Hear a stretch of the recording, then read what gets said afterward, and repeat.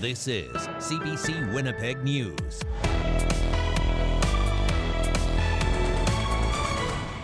Good evening. Thank you for joining us. Politicians, police chiefs throughout the country, not to mention victims of crime, have called for stricter bail conditions. They've complained it's too easy for violent offenders to return to the streets. Now, Manitoba's leaders say it's time to stop pointing fingers at other levels of government and take action. For more on this, we're joined by the CBC's Ian Fraze live in the newsroom. Ian, the province has released a new plan. What are the highlights of it?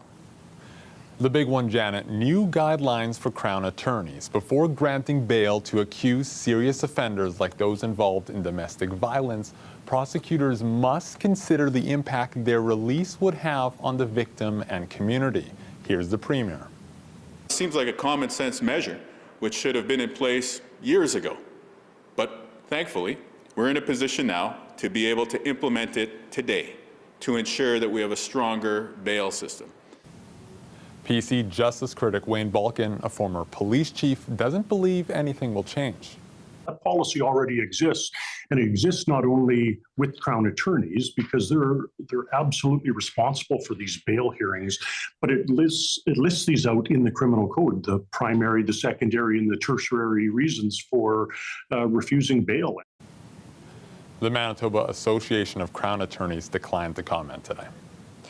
Now, there is some debate, clearly, on what role those Crown attorneys who we weren't able to speak with today can play. What else is the government planning? Well, this includes a dozen new police officers here in Winnipeg, their job tracking people who violate their bail conditions. There's also new money coming for more data sharing between police forces and better monitoring of the accused. Police say they'll get to collect more information about the repeat offenders they arrest. It might not just be smashing a business window of a single business. The Crowns will have a full picture because the officers have the time to focus on the full background of the priority offender and say, this person smashed 46 windows this last month, right? And so it provides the Crown more information on the front end to save them some work. Now, any changes to bail law itself, that is left to the feds. They've just passed a law to put more of an onus on the accused to argue why they should be released. Janet. Ian Fraze, reporting live tonight. Thank you for this. The parents of a toddler who died while they were out at bingo have been sentenced to house arrest. The 2-year-old boy and his 2 sisters, aged 5 and 6, were being looked after by their 9-year-old sister. A 16-year-old who was supposed to arrive and babysit did not show up. The mother admitted to staying at bingo even though she found out the teen did not show up, saying she wanted to see if she could win. The 9-year-old called 911 when she discovered blood coming from her little brother's mouth and that he wasn't breathing. Investigators found the 5- and 6-year-old girls had put a leash around the boy's neck. The 54-year-old man and 33-year-old woman are now sentenced to 2 years of house arrest and 3 years of probation. News just breaking this evening, former Prime Minister Brian Mulroney has died. He was 84 years old. Mulroney's party swept to power in 1984. He was re-elected in 1988, campaigning on a free trade deal with the U.S.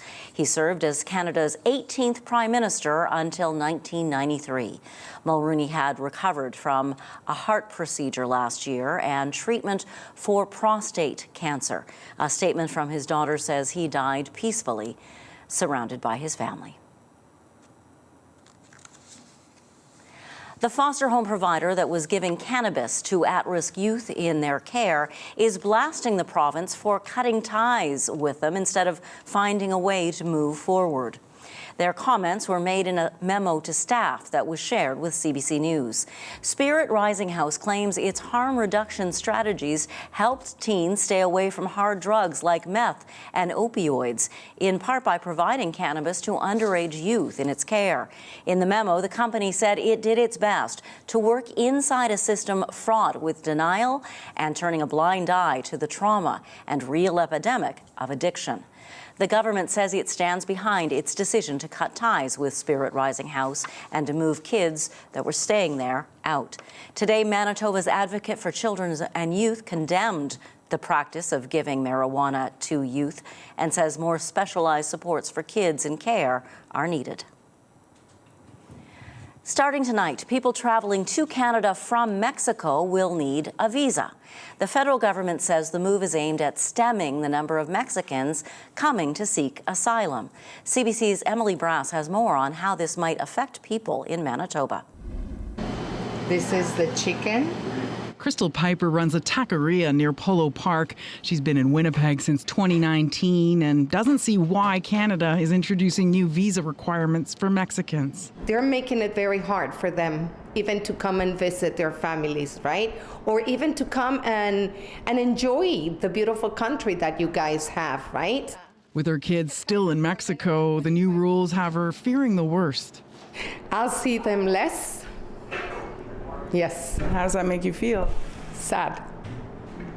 Because you probably miss them a lot. Yes, I do. I do. As of today, at 11:30 p.m. Eastern, Mexican citizens will need a visa to come to Canada. Ottawa says Mexicans make more asylum claims than people from any other country, and the numbers are going up. Most asylum claims from Mexico are either rejected by the Immigration Refugee Board of Canada or withdrawn or abandoned by the applicant, and so a change was needed.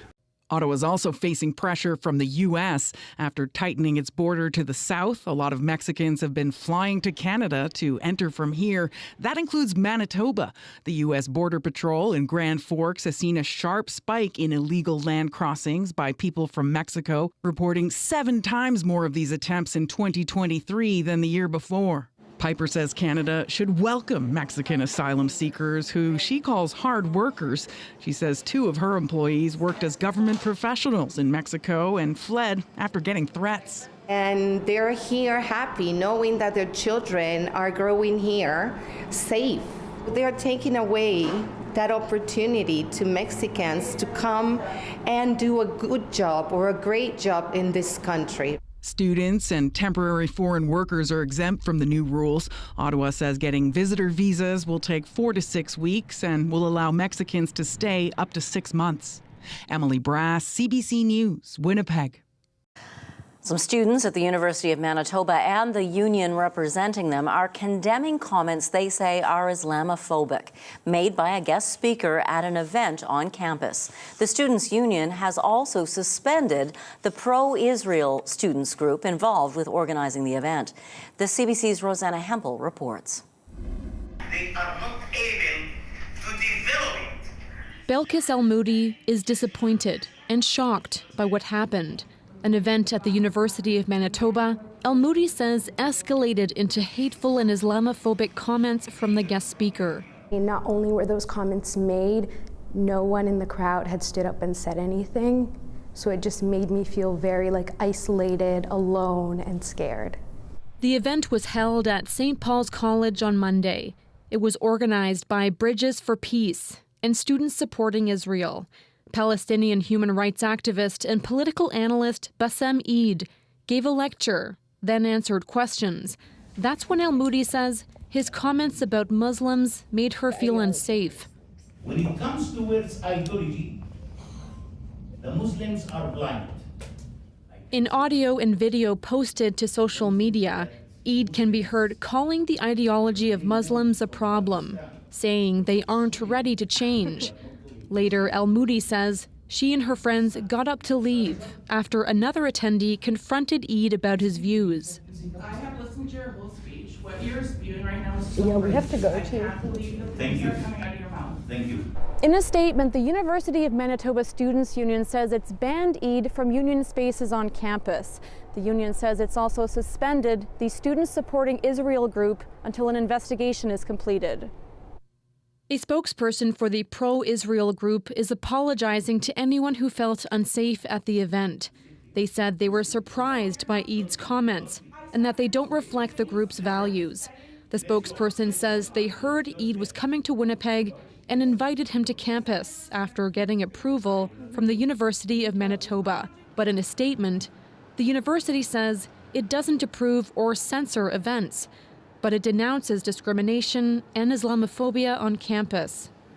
Meanwhile, Eid, who identifies as Muslim, is apologizing for any confusion and upset he's caused. He's also clarifying his comments from Monday. In a statement, he agrees he shouldn't have generalized, saying, quote, "I meant to say that those Muslims who harbor supremacist views are incapable at this time of bridge building." For Al-Moody, Eid's apology doesn't feel sincere. She hopes the university apologizes too. I do wish that the university is able to provide more, like I said, more clarity on what they're going to be doing to stop events like this from happening on their institutions.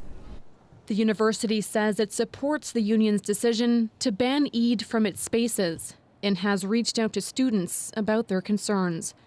Rosanna Hempel, CBC News, Winnipeg. So where do you go when you just gotta go? For homeless and vulnerable people in downtown Winnipeg, bathroom options are limited. In recent years, the city has tried setting up porta potties and it built a permanent washroom on Main Street. But now, as CBC's Cameron McLean reports, the city's trying to encourage businesses to also open their bathroom doors. To drivers passing by along Cumberland Avenue, this doesn't look like your average portable washroom. It's painted by Jordan Stranger. We didn't want it to look like a boring old, portable washroom.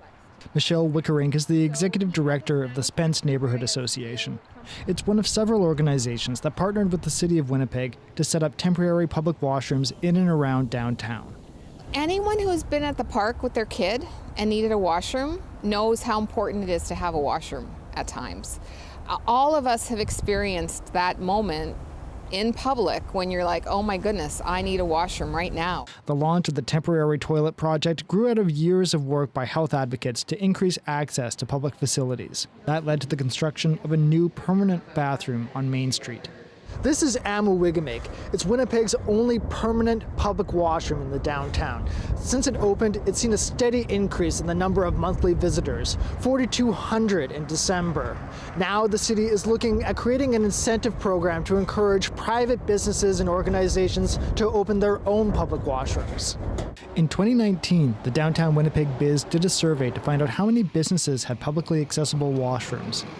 Out of 350 businesses contacted, only 46 offered their facilities to non-customers. Incentives could include funding for additional staff, training, and maintenance costs.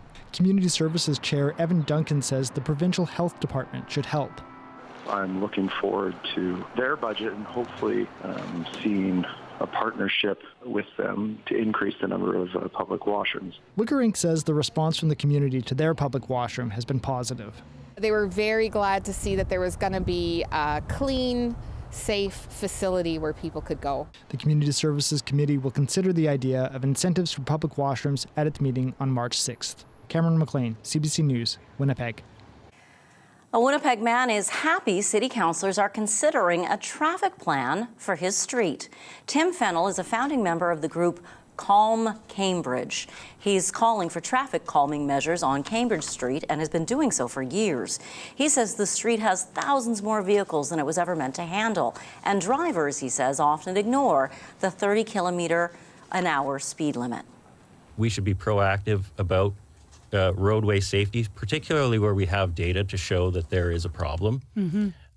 We shouldn't have to wait multiple years for a community-wide plan to roll out where they study year after year to see what will work and what won't. A motion calling for interim short-term and long-term traffic plans passed a Lower City committee last week. The Public Works Committee will consider it at its meeting next Tuesday. If passed by council, city staff would have 120 days to come up with a plan.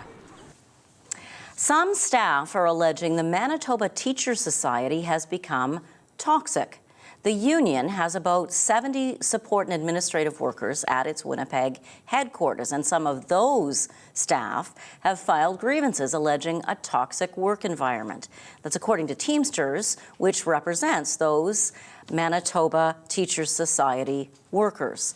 Last year, Teamsters conducted a survey in which 57% of respondents said their workplace was psychologically unsafe. After that, MTS hired a new HR director and an external investigation was conducted. MTS isn't saying what that investigation found, but it says it is taking its employees' complaints seriously. Sources tell CBC News at least 10 workers have taken a leave off of work.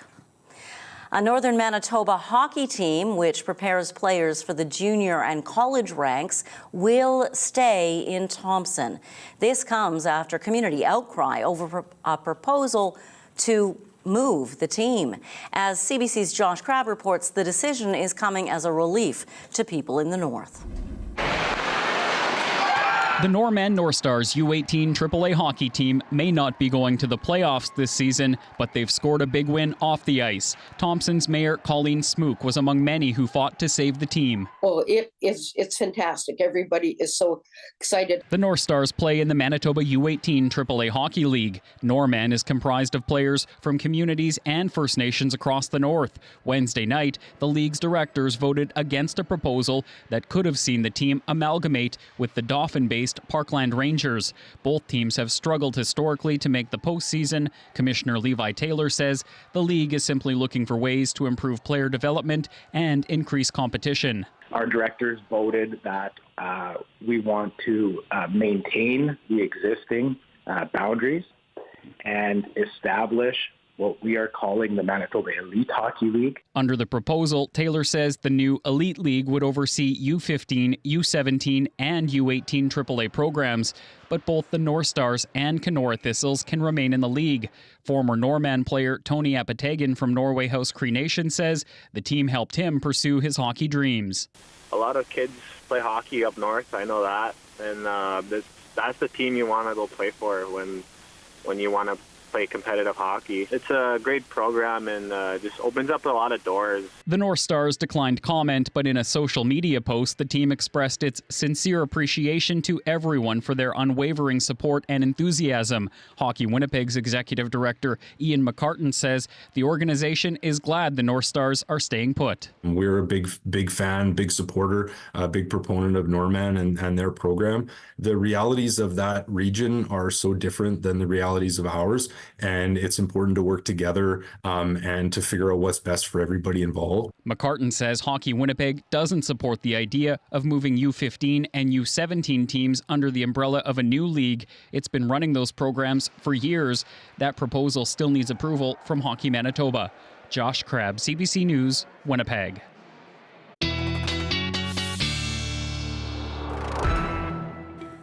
Our weather specialist Riley Lachuk has been telling us about a low pressure system moving our way for a couple of days now. We're getting more information. Yes, a special weather statement, Janet, has been issued for all of southern Manitoba ahead of the system.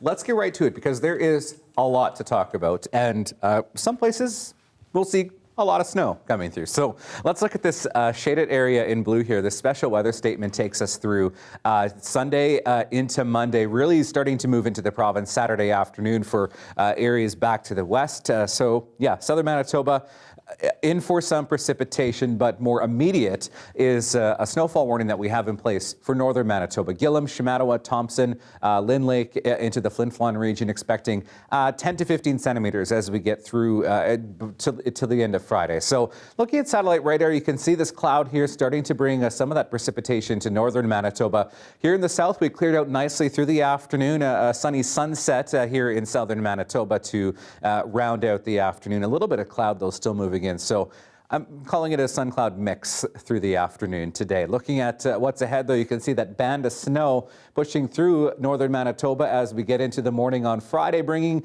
some precipitation through the daytime west to east. As I mentioned, about 10 to 15 centimeters. We'll run some of the model numbers as we get further into the show here. But as we move into Saturday, we start with a sun cloud mix, but cloud starts to pull in, and if we look a little bit further to the west, I've really stretched these model runs to the limits here, as you're going to see. So you can see as we get into Sunday, the snow and this area of low pressure moves in from Saskatchewan by 6 o'clock on Sunday evening. You can see the precipitation well underway here in southern Manitoba. This particular model picking some of this up as rain and freezing rain, but really will be temperature dependent as we get through the day on Saturday.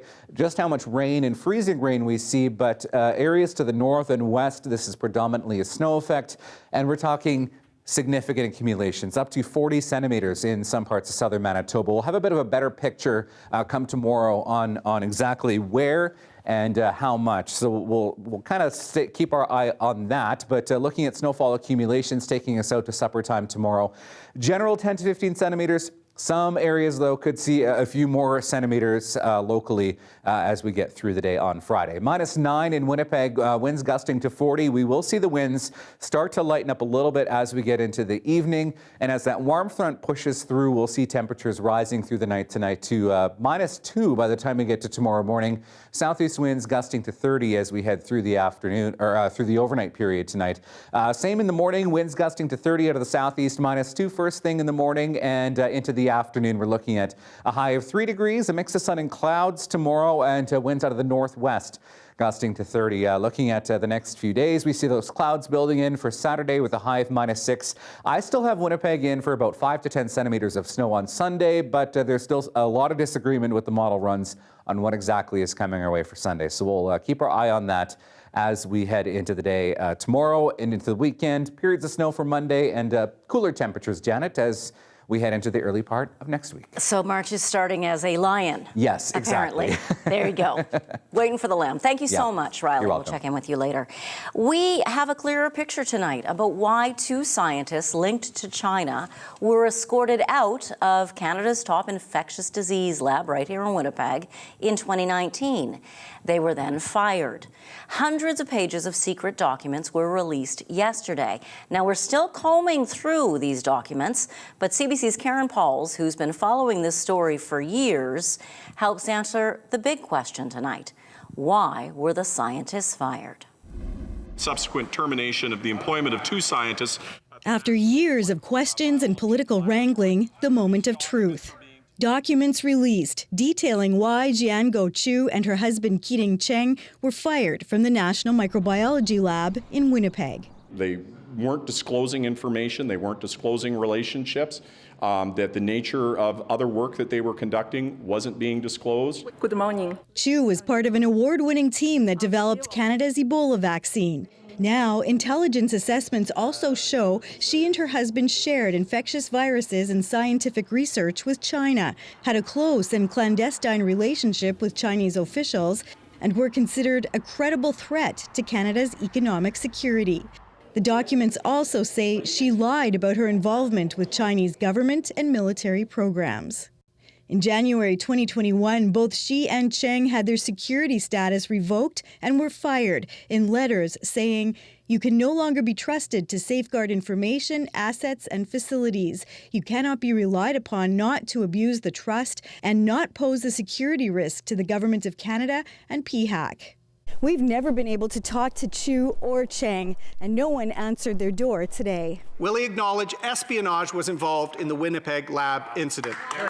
For years, the opposition has fought for details to be released, accusing the government of using national security to shield itself from embarrassment. The health minister says the threat of Chinese influence wasn't as well known at the time. I do think there was a lax adherence to security protocols. I think that there was an inadequate understanding of the threat of foreign interference.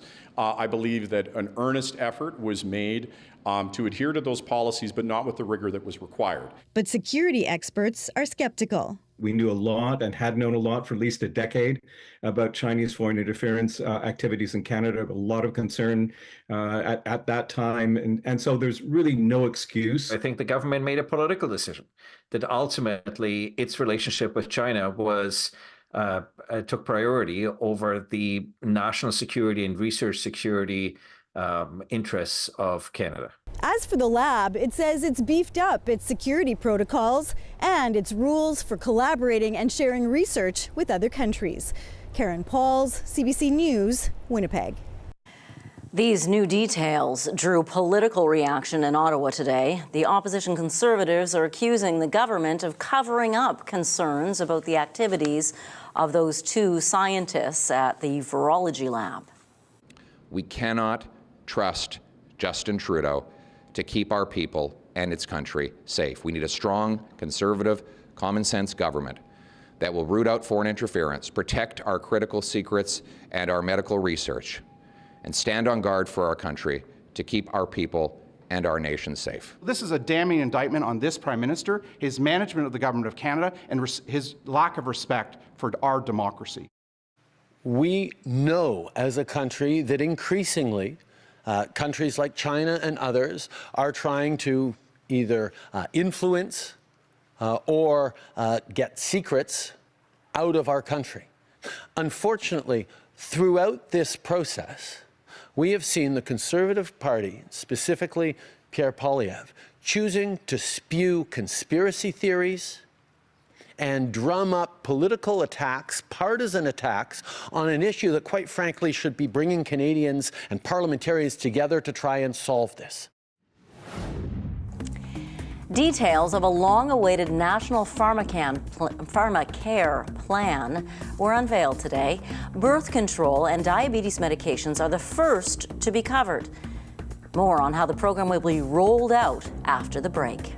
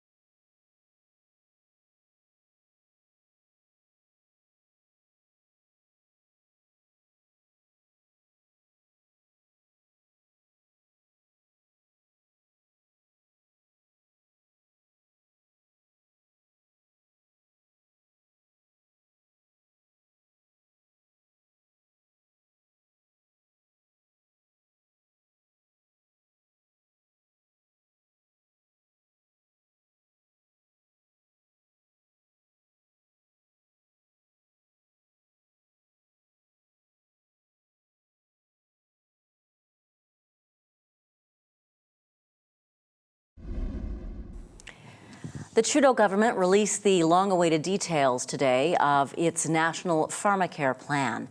Phase 1 will cover a number of birth control and diabetes medications for all Canadians. The Liberals and the NDP struck a deal on pharmacare last week. That's a key condition of the supply and confidence deal they have. Marina von Stackelberg reports. This is how I give myself insulin. 12-year-old Raina Smith needs a digital monitor to watch her blood sugar and a pump to deliver insulin. Thousands of dollars in medical supplies for her type 1 diabetes, paid for through her parents' private health insurance plans for now. It makes me always worried about in the future because before all these medications were going to get covered, when I become an adult, how am I going to cover this? Do I have to choose a job based on what covers and what benefit cover insulin, cover my pump?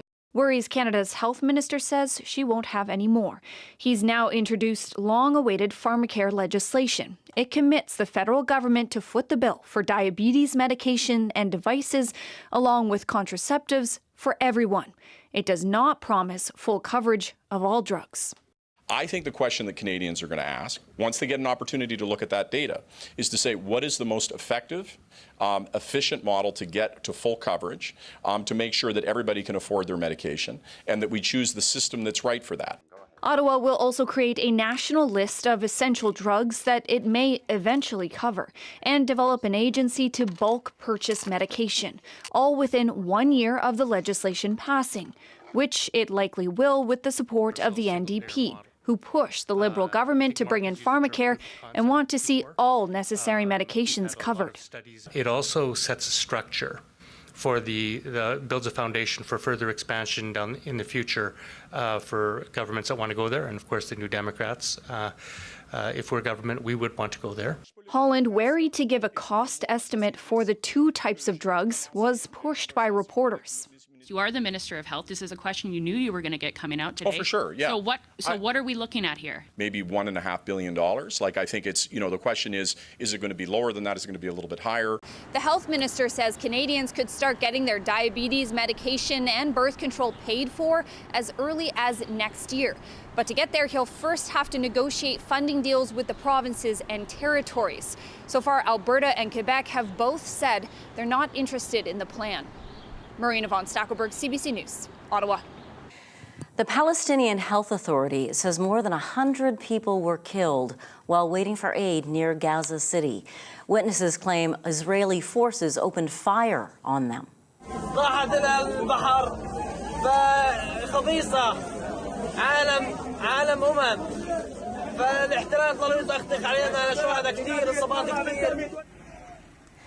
Local health officials say at least 280 other people were wounded.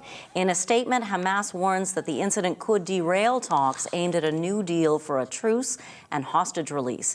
Now, Israel is disputing the claim. Its military says a convoy of aid trucks was stormed by residents when it reached Gaza City, and that dozens of people were killed in a stampede. Later, the Israeli military added its troops did open fire because they felt threatened by the approaching crowd, they said. Russian President Vladimir Putin says NATO countries risk nuclear war if they send troops to Ukraine. He made those remarks in his annual State of the Nation address. The speech comes 2 weeks ahead of Russia's presidential election and on the eve of opposition leader Alexei Navalny's funeral. Briar Stewart reports. As Vladimir Putin took the stage for his annual State of the Union address, a crowd of political elites watched. And so did a few who bothered to turn up for the free screenings at cinemas. His speech lasted about as long as a feature-length film. Throughout it, he warned what could happen if NATO gets further involved in the fight in Ukraine. It risks the conflict with nuclear weapons, which means the destruction of civilization, he said. Earlier this week, the French president said he wouldn't rule out sending in ground troops, but other NATO leaders flatly rejected that suggestion. Not surprisingly, Putin didn't mention Alexei Navalny at all during his speech. The Kremlin said the imprisoned opposition leader died earlier this month of natural causes. Navalny's family, his supporters, and many Western officials blame the Kremlin. On Friday, a public funeral will be held in Moscow. Those going expect a heavy police presence. Even though you risk being arrested, the Navalny's figure is still uniting people. But his allies say there are plenty who are trying to block the funeral from even taking place. Organizers struggled to find a venue to hold the service and a hearse to transport the body.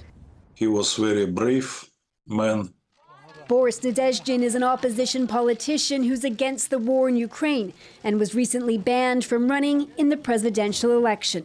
Me and Alexei Navalny, we have practically the same understanding of future of Russia. But now its situation is very bad for oppositional activity. Even in times of grief, security has already been stepped up at the church ahead of the funeral. Briar Stewart, CBC News, London. Today is February 29th, a date which only rolls around once every 4 years. Did you know you might not have gotten paid for work you did today? Coming up, we'll look at how much money salaried employees are losing, some people say.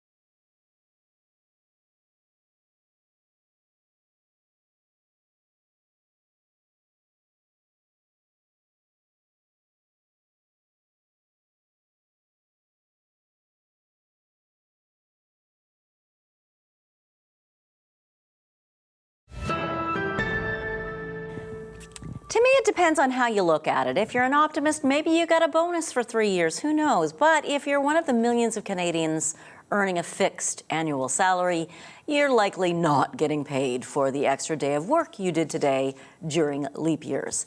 The average salaried worker may be losing out on hundreds of dollars while employers could be saving billions. Philippe de Montenay reports. In the heart of Toronto's financial district, many who earn a yearly salary are not too happy to find out they aren't getting paid for the extra day of work during leap years. I think it's pretty brutal. I know for myself, if I'm working, I want to be paid. Like, you still have your expenses for that day. I think we should be compensated. Some argue it's a give and take. Being salaried comes with other benefits and more flexibility. I'm not necessarily a 9-to-5 kind of gal, even if that's what my contract says. The reality is I'm expected to yield a certain amount of work, and that's what I'm getting paid to do. It's a quarter of a day every 4 years, so that doesn't really kind of move that bottom line for me a whole lot. But for some, it can add up to hundreds of dollars. Crunching the latest figures from Statistics Canada, the average salaried worker is losing out on $351 for a typical 8-hour day. And with more than 6.5 million people earning a fixed annual salary, about a third of Canada's workforce, employers collectively save more than $2 billion. We use the term wage theft because it is a form of theft that workers are experiencing. And it's a much broader issue the Workers' Action Centre is looking to tackle.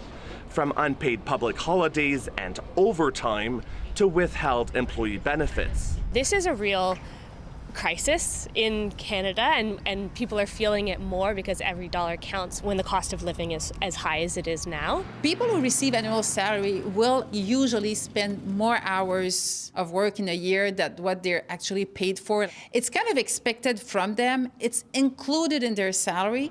Some contracts include pay for leap days, but it's still pretty uncommon. It's ultimately up to employers, and currently no law forces them to do so. Philippe de Montigny, CBC News, Toronto.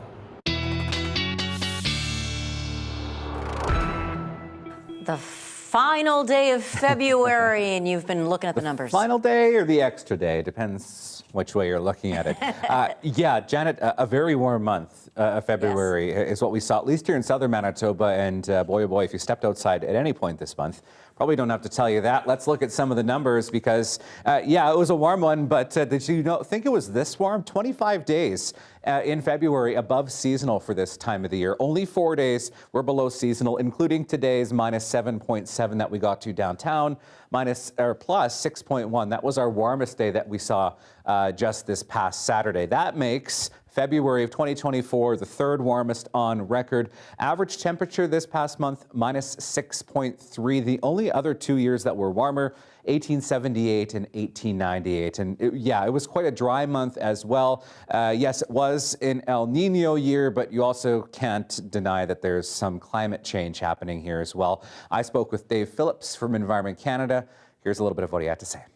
It's almost as if I describe it as you go into a coma and you're there for 30 years, and then you wake up and you say, oh my gosh, we're seeing more green Christmases than white Christmases. I'm spending as much on my air conditioning bill as my heating bill. Or when I go skating, gee, it's measured in days, not in weeks and months, you say.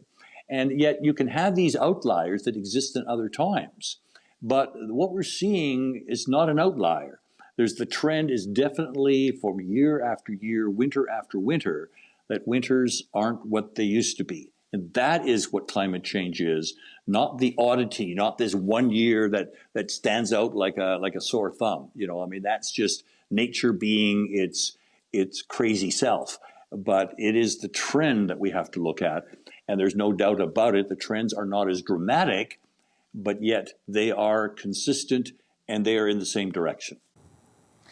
So I did mention that, of course, it has been a very dry month in February as well. Actually, some parts of southern Manitoba only getting about a third of the normal precipitation for a winter. Yes, we do have some precipitation coming our way as we head into March, which, yes, does look like it's coming in like a lion. Keeping our eye on that.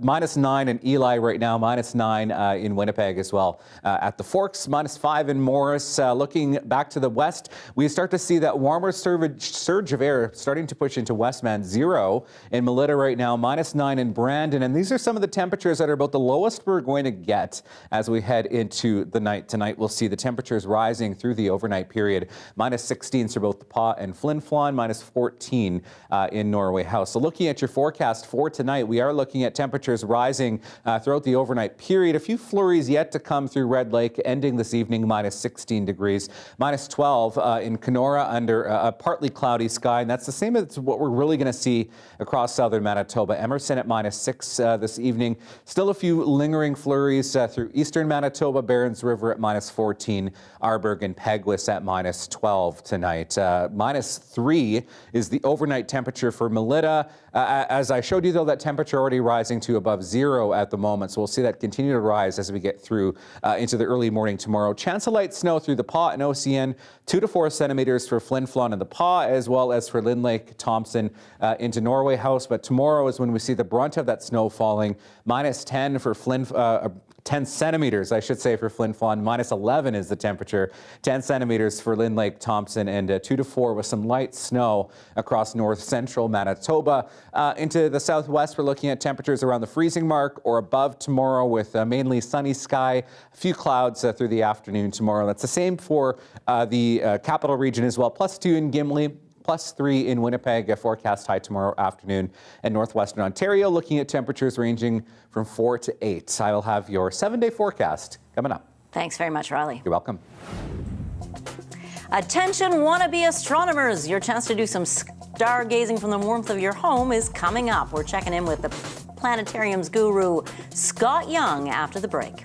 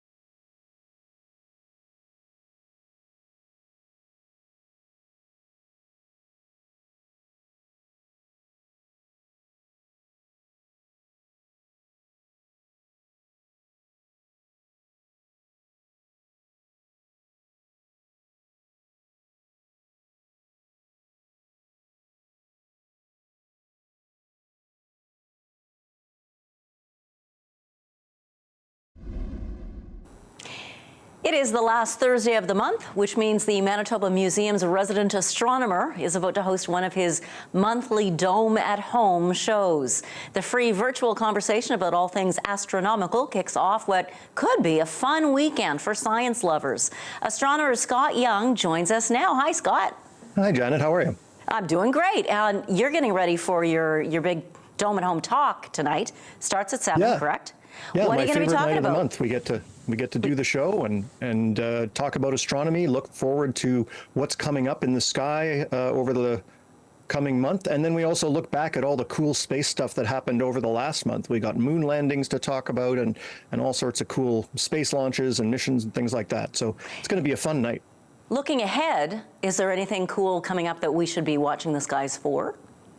Well, you know, March is a pretty standard month in terms of what we can see. The planets have sort of mostly ducked out of the sky right now. So we've got the springtime constellations and there's some minor meteor showers. We're really building up to the big event, which is April the 8th, when we'll have a solar eclipse that comes across the country. And that's going to be a big event that we're going to be doing some stuff for. Wow. I mentioned this could be a fun weekend because, of course, tomorrow's the first of the month, so First Fridays, and the museum's free. That's right. The museum, science gallery, planetarium, everything opens up for free on First Fridays from 4 till 9 o'clock.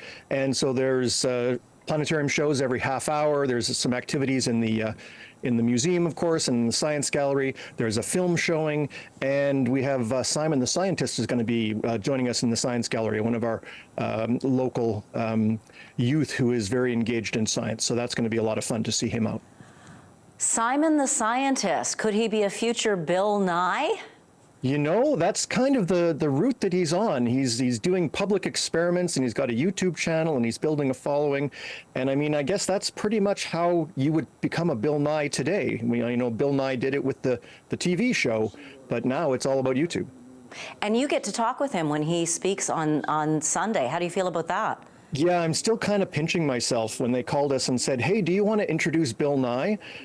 Yes, I do. And so that's pretty exciting. I mean, I grew up seeing some of the early shows, and then recently he's been doing stuff with the Planetary Society, and he had a new show come out a couple of years ago, The End is Nigh, which is all about the ways the world can end. Really, really cool stuff, but he's just so engaging and so exciting, and he just communicates that passion for science to everyone. You don't have to understand the details, but his enthusiasm just brings you along. And I understand with every the end is nigh possibility of ending, there's a way science can save us. So that's got to be exciting for you too. Yeah, exactly. It's not just about the way the world can end, but it's also about the way we can head off some of these catastrophes, some of our own making, and some of them are natural disasters or things like that. But it's amazing what science has been able to accomplish in the last little while. And when it's directed towards something important like, you know, saving the world, it can accomplish great things.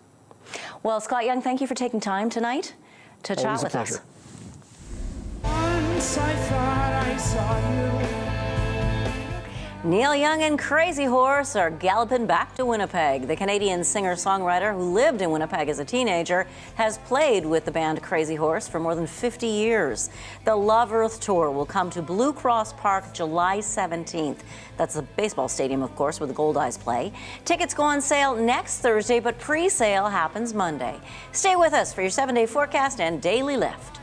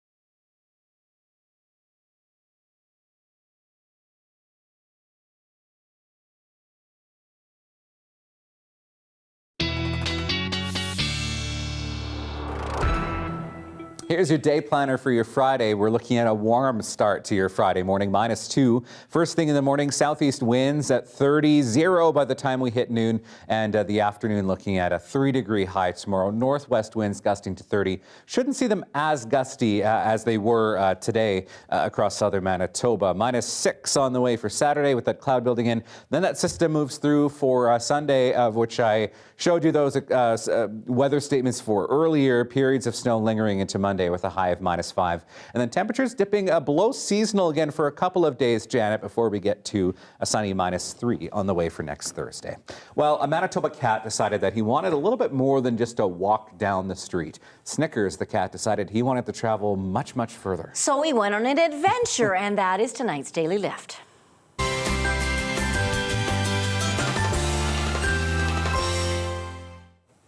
Snickers is 8 months old and lives on a farm with Lindsay Whitting and her family.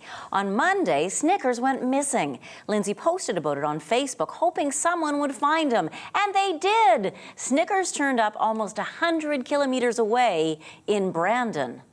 Being a farm kitty, they could be here, there, or anywhere, but it really probably hit later morning when we're like, okay, he is gone. Well, about 8 o'clock Tuesday evening, I seen a post from a woman saying, I think we found your kitty. My boyfriend was trying to contact you. He's like, I'm 100% sure it's your kitty. My daughter could hear that it was a happy conversation, so she came running out from the kitchen, and then by the end of the conversation, my whole family was in the living room, and we were on cloud 9.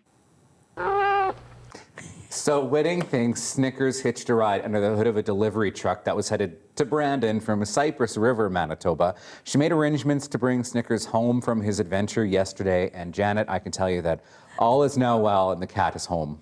And thank you to Darcy and Graphics for making us that wonderful picture of Snickers' adventure, because Snickers isn't talking. I'm taking a little bit of time off. Don't worry, I'll be back. Bye. Take care.